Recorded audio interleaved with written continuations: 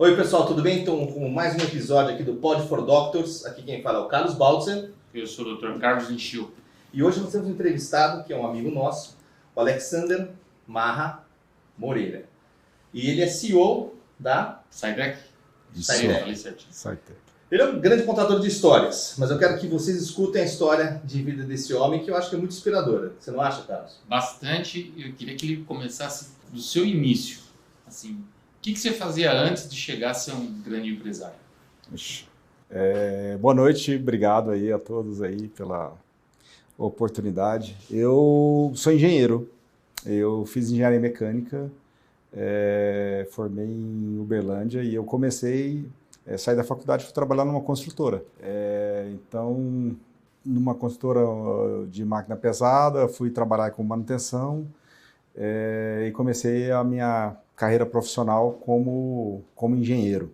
E nessa trajetória fui morar em Goiânia, depois eu fui transferido para Palmas, no Tocantins. Naquele momento o Palmas ainda estava começando, era uma cidade em construção ainda, era recém-fundada há poucos anos. Em algum momento eu me vi lá formado, com um salário muito baixo e sem muita perspectiva na vida. Pelo menos na minha visão, né, de jovem, e eu falei assim, eu vou precisar fazer alguma outra coisa, que se eu continuar aqui trabalhando nessa empresa, eu não vou chegar muito longe, não vou conseguir nem comprar um carro próprio e muito menos comprar um apartamento daqui 5, 10 anos para eu poder morar sem pagar aluguel. Né? E você estava com quantos anos na época? Estava com 21, 22 anos, já aproximadamente. Formado, já pensando desse jeito.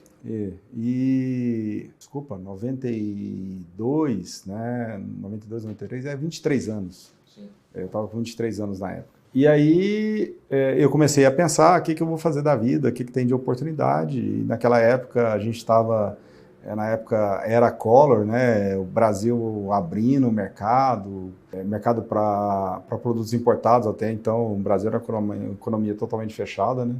E a gente viu a oportunidade de importar carros e vender no Brasil naquela época, e a gente começou importando carro. Comprava carro nos Estados Unidos, na Europa, importava e trazia para o Brasil e vender. Então eu saí da empresa que eu trabalhava, da construtora, junto com um sócio que era um colega de trabalho na época também, que estava mais ou menos na mesma situação, e começamos a fazer essa atividade de importar carro. Como um bom engenheiro, você sempre fez muita conta. Qual que era a tua perspectiva de lucro naquela época? Eu fiz a conta, né? Eu fiz uma conta, quanto custava para importar, né? Mas com pouca experiência, eu falei assim, vou ganhar $5.000 em cada carro que eu trouxer. E aí eu fiz uma conta, falei, se eu trouxer, 15 carros por mês, 200 carros por ano, em 2 anos eu paro de trabalhar. Vou ganhar $1 milhão aqui, $1 milhão naquela época. Eu falei, não preciso trabalhar mais. Já se aposenta com 25 5 anos, eu falei, com 30 anos eu vou parar de trabalhar, já aposentar. O carro durou quanto tempo? Durou aproximadamente 1 ano, mais ou menos, que a gente estava no negócio do carro. Eu comecei a desanimar, porque não era o que a gente esperava, né? Então a gente... Você não deu chulada não, né? Não, graças a Deus não. Não era exatamente como a gente idealizava, então tinha muita coisa que não estava tão claro para a gente, então demorava muito tempo. Então o que a gente achava que um carro ia chegar aqui em 2 meses, demorava 6 meses, você não conseguia container para embarcar, e a gente entrou com um problema também de capital de giro baixo. Você entrou na raça mesmo nesse negócio, né? E assim, eu acho que se você pensar muito, você não empreende, né? Então, assim, a grande diferença é que você tem que ir para tentar fazer.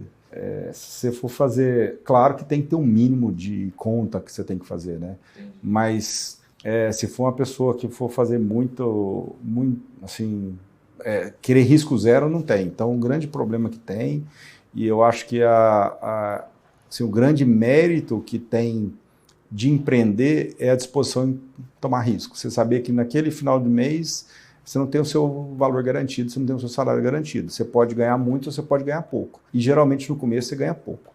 Eu acho que na maioria das vezes, assim, então você sai de uma posição que, por pior que seja, que você tinha um certo conforto, você começa, você não tem aquela segurança, e claro que você vai ganhar mais, mas num horizonte mais longo prazo. E principalmente com empreender, que você tem que estar sempre reinvestindo também, né? Então o negócio vai crescer com reinvestimento. E aí, como é que você fez? Depois que você percebeu que não vai dar certo, como é que você entrou nessa área médica? O que aconteceu na tua vida? Então, e depois de um ano, mais ou menos, aí a gente tentando nessa atividade aí, então, assim, não foi o que a gente esperava, né? Não ganhava o que eu achava que queria ganhar, porque teve custos que a gente não sabia. Aí a gente começou a procurar outra coisa e, por um acaso, a gente acabou conhecendo uma pessoa que trabalhava na área médica na época, e que foi a pessoa que ofereceu à sociedade ou se juntou a gente para trabalhar na área médica na época, e que foi que apresentou para a gente a área médica, mais ou menos aí em 96, no ano de 96, 2 anos depois que a gente já tinha começado o negócio. Então, a gente abandonou a parte de importação de carro, porque não estava sendo rentável e o custo fixo também alto, então acabava o pouco dinheiro que a gente ganhava também, a gente acabava tendo um prejuízo porque você tinha um custo recorrente mensal, e a gente caiu na área de cardiologia na época, cardiologia intervencionista, e aí a gente começou a ir para congresso, para buscar produto, para distribuir no Brasil. Então a gente pegava os maiores congressos que tinha mundiais, a gente ia, passava de porta em porta de cada empresa e falava, você quer um representante no Brasil? Quer um distribuidor no Brasil? Né? Então foi isso que a gente começou a fazer na época. Então fomos buscando e cada vez pegando empresas melhores para representar no Brasil, fazendo um bom trabalho. No começo você tomava muito não? Bastante, né? Por várias coisas. Por a gente ser pequeno, por ser do Brasil, ele falava que estou interessado no mercado americano, a América Latina agora não é a minha prioridade, mesmo sendo o Brasil, que era o país mais importante. Então, alguns se interessavam, mas muitos não, né? Mas você nunca desistiu, sempre continuou. Sempre continuando, né? A gente, assim, e tinha uma motivação também que sempre as contas para pagar, né? Então, a gente sempre... boleto, né? Então, o boleto vence sempre. Então, você não tinha opção, né? Era aquilo ou não era outra coisa? Não dava para você falar assim, eu não vou, hoje é segunda-feira. Não, você tinha que trabalhar, você tinha que ir atrás. Mas você tem um grande mérito, porque a gente entende que a SciTech, para quem é médico, talvez conheça, mas para quem não é médico, que está nos ouvindo, a SciTech ela foi a primeira a produzir o stent no Brasil. Isso. Vocês são os primeiros a fazer isso. A gente primeiro a fabricar stent coronário no Brasil, stent com droga no Brasil, e hoje a gente tem aprovação na Europa, a gente exporta para mais de 50 países fora do Brasil, a SciTech. E a história que a gente começou, então, pegando o gancho aí no que a gente estava falando, então a gente distribuía produtos no Brasil e a gente, como a gente ainda no começo, a gente era uma empresa pequena, a gente tinha várias empresas que a gente distribuía, a gente não era um representante de uma marca única, uma grande marca no Brasil. E a gente falou assim, por que não a gente não pode desenvolver produto no Brasil também? O Brasil tem ótimas universidades, ótimos profissionais. Naquela época, muitas empresas já vinham para o Brasil fazer validação de produto. E a gente fazia pesquisa a nível internacional, porque eles faziam validação aqui, depois o produto ia para os Estados Unidos. E a gente não tinha ponta, então a gente tinha ótimos engenheiros também, mas não tinha quem juntava tudo, colocava tudo isso em cadeia, fazia isso, né? Então a gente falou, por que a gente não pode fazer? E também, de novo, né, um pouco, as pessoas hoje falam assim, vocês são visionários. Não, às vezes não pensar muito e vai fazendo, né? Porque se você for pensar e falar toda a dificuldade que tem, às vezes você não vai e faz. Então você tem que, é uma coisa meio irracional, você sai fazendo. Você tinha falado para a gente que da prancheta até a realização do projeto, quanto tempo demorou isso aí? Da primeira vez que a gente tentou, né, assim, da primeira ideia, demorou 4 anos para a gente depois começar efetivamente. Quando a gente começou, até a gente lançar o primeiro produto, que é um produto de classe 4, né, que é um produto implantável, né, um grau de risco grande, você tem uma grande responsabilidade, que é o produto de maior, vamos dizer assim, maior responsabilidade que tem na área médica, demoraram 7 anos. Então, a gente assim, e a gente tinha dificuldade, a gente não tinha pessoal humano com conhecimento no Brasil, né? Então, o desenvolvimento nosso, apesar de eu ser engenheiro, nunca fui engenheiro projetista, então a gente achou pessoas boas que se juntaram a gente foi desenvolvendo know-how no Brasil. Existiam algumas ilhas no Brasil de desenvolvimento de produtos naquela época, mas não é uma coisa muito fácil de achar, você não acha esses profissionais no Brasil. E a gente começou a desenvolver internamente, formar uma equipe. Então, inicialmente a gente começou com um engenheiro que a gente achava que era suficiente para fazer um desenvolvimento de produto. Depois a gente foi aprendendo. Depois de 2 anos a gente contratou o segundo. Hoje a gente tem mais de 20 pessoas em P&D, entre engenheiros, químicos, farmacêuticos, técnicos também, né, no nosso departamento de P&D. Você comentou que você foi bolsista do CNPq. Também fui na faculdade. Ah, que legal. O quanto isso te levou te despertou do tipo, em vez de eu querer usar um produto lá de fora, eu quero desenvolver o meu? Eu acho que às vezes está um pouco na natureza da gente, né? Por exemplo, o meu trabalho, não sei se na sua, no meu trabalho, você tinha que apresentar uma monografia na tese de CNPq, né? No final do período, né? Não sei se era 1 ano ou 2 anos, né? Na minha época foi na parte de robótica, que era uma coisa nova na época, há 30 anos atrás, né? 92 foi quando eu terminei a faculdade, então 30 anos atrás. Era um pouco Então, assim, acho que é muito mais que, às vezes, fala um pouco do perfil, né? E de a gente se interessar e, às vezes, fazer algo mais também. Acho que é importante também. Você pode ficar na faculdade, às vezes você não precisava fazer isso, não fazia parte do seu currículo, né? Algo mais que você desenvolveu, seu objetivo, alguma vez, assim, você falou, cara, eu vou salvar a vida das pessoas? Eu acho que é isso, né? A gente... sem dúvida alguma, né? A gente tem uma motivação financeira, né? Mas não é isso que te tira, né, da cama todo dia, né? Eu acho que a gente faz isso, eu particularmente faço isso, porque eu gosto, e a motivação, isso é o coração assim, a gente trabalha muito com o coração, mas a gente trabalha em outras áreas também, mas é o coração, né? A gente poder oferecer isso com uma tecnologia 100% nacional, com um custo muito mais acessível, né? E acaba ou não, você aumenta também o acesso da população a esse tipo de tecnologia. Então, sem dúvida, isso aí é o que motiva a gente. Você acha assim que hoje, assim, num mês, quantas pessoas sofrem a intervenção com o seu produto? Hoje, aproximadamente, talvez umas 8.000 pessoas. Por mês? No Brasil, pelo menos. Por mês. O cara tá salvando gente pra caramba, hein, meu? Garantindo lugar dele no céu. Né? Só no Brasil. Bom demais, né? Não, porque é interessante isso, que a gente tem que ver que é um engenheiro que teve uma motivação pessoal por pura necessidade para sobrevivência, e hoje ele está inserido diretamente na área médica, como a gente falou, grau 4, um produto que não permite falha, né? Isso que é interessante. E eu acho que para quem está escutando, entender que, como ele disse várias vezes, empreender não é ter todo o cálculo pronto. Você se pensa muito, você acaba não empreendendo. Exatamente. Aprender a levar não, porque se você desistir no primeiro ou no terceiro, você nunca vai sair, né? Não é verdade? É difícil, então, por exemplo, no meu caso, né? Na primeira tentativa de empreender, eu falhei, né? Não deu certo. A gente poderia simplesmente ter desistido e falar assim, eu vou voltar, eu vou arrumar um trabalho de novo e vou ser um executivo, né? Mas a gente tem que teimar, né? A gente tem que ser teimoso. O empreendedor é teimoso. E você vai... Persistente. Você vai tomar, né? Não vai ser 1000 maravilhas, né?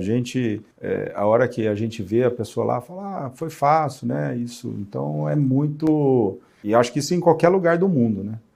Não é só no Brasil, não. Acho que isso em qualquer lugar. No Brasil, a gente tem as nossas dificuldades adicionais ainda, e uma das que a gente tem, principalmente aqui, é financiamento, né? A gente tem pouco financiamento para uma startup, né? A gente não tem muito esse modelo ainda disseminado como ela nos Estados Unidos, não tem nenhum ambiente geral nem jurídico, né? Às vezes Acho que agora foi implementado, ou foi aprovado agora, mas antigamente, por exemplo, se você financia um negócio, se você entra como sócio, investidor no negócio, aquele negócio depois não dá certo, você ainda pode ter ainda um prejuízo adicional daquele dinheiro que você estava disposto a investir, né? Parece que agora teve uma mudança aí no marco que resolveu esse problema. Além desse problema que você fala de financiamento, né? Você sofreu muito com a pandemia? Como é que está o problema hoje de supply, de você conseguir as coisas para você conseguir produzir? Tá bem grave o problema hoje mundial, né? Apesar da gente produzir o produto no Brasil, a gente depende de muita matéria-prima, que a maior parte das matérias-primas são importadas de diferentes países. Então, por exemplo, a gente está recebendo confirmação de pedido para entrega depois daqui a um ano. Pedido que a gente está colocando agora. Então, assim, por mais que a gente esteja prevendo e esteja trabalhando para não ter esse tipo de problema, o problema ainda pode piorar ainda mais esse ano. E, particularmente no nosso caso, a gente teve um aumento de demanda também com a pandemia. Ou por aumento, às vezes por ter ficado represado, ou por outras empresas também estar com um problema de fornecimento. Então, acontece também esse aumento nosso da demanda. Então, a gente é um desafio todo dia para a gente não conseguir, para não faltar produto. Hoje a Saitec não está em São Paulo, ela está onde? A fábrica fica em Goiás, né, na Grande Goiânia, Aparecida de Goiânia, no polo empresarial lá. A gente tem só um escritório comercial aqui, mas os produtos são fabricados lá em Goiás. E você também você está falando de startup, uma coisa interessante, você também já foi investidor anjo, você já investiu em outras empresas? Já, a gente, há mais ou menos um pouco mais de 10 anos atrás, a gente começou um projeto na Índia com um parceiro que a gente tinha lá, de desenvolver um produto que seria um balão com droga na Índia. Então, hoje essa empresa lá na Índia, e por que a Índia também? Por que eu acho que a Índia faz sentido, né? E que são algumas coisas que a gente tem que ver o diferencial de cada país, né? O indiano trabalha, enquanto a gente trabalha 8 horas no Brasil, o indiano trabalha 10, 12 horas, incluindo os sábados. Eles só folgam no domingo. Então, enquanto o americano desenvolve um produto em um ano, um indiano desenvolve em 4 meses, porque ele trabalha muito mais do que o americano, né? Então, a hora que você fala na parte de desenvolvimento, isso dá uma mudança, né? Incrível. Muito, muito grande na parte de desenvolvimento. Então, a gente entrou como investidor anjo aí, como investidor inicial num projeto lá. Esse projeto está indo bem. Depois disso, já tiveram outras rodadas de investimento. A empresa hoje tem aprovação, os produtos são vendidos na Europa, no mundo todo. Esse ano deve ter aprovação no Japão. A gente já está com um processo de aprovação nos Estados Unidos, então a aprovação dos Estados Unidos vai demorar um pouquinho mais, mas esse ano a gente deve começar a parte de estudo clínico já nos Estados Unidos. Então, e é uma empresa que a gente tem esperança que já vire um unicórnio que bacana. Estrangeiro aí nessa área. E é uma empresa praticamente de um produto único, que seria um balão com droga, que tem várias aplicações aí, tanto coronário, periférico, até para disfunção erétil também, né? Que é uma outra área aí que eles vão começar a tratar agora. Você se considera um workaholic? Não sei.